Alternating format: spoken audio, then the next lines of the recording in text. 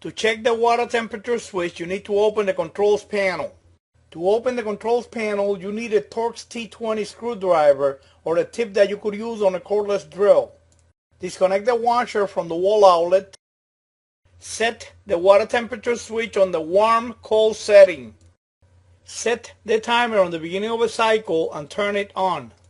Remove the 4 holding screws on top of the controls panel and open the controls panel. Set your multimeter to read higher than 120 AC volts. Connect the washer to the wall outlet and make sure that your body is not touching the washer. Stick one of the test probes on the core connecting block. Make sure that the test probe is touching the terminal of the white and red wire and leave it there. With the other test probe, you're going to touch the terminal of the orange and black wire, then move it to the gray wire. Both readings should be about 120 AC volts. If any of these two readings is less than 100 AC volts, you need to check the water level switch. Move the test probe to the violet wire. And finally move it to the tan wire.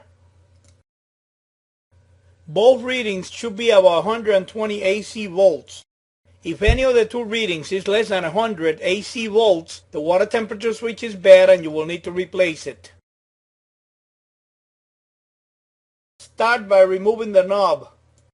Take a picture of the location of the wires and remove them one by one. Use a small flat screwdriver to lift this tab, then turn the switch and take it right out. Set the new switch in place and turn it until it snaps in place.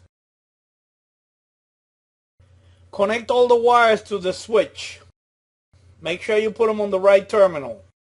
You could always check the wiring schematic to see where each wire goes on the switch. Install the knob, close the controls panel, and screw in the 4 holding screws. And you're done checking and replacing the water temperature switch.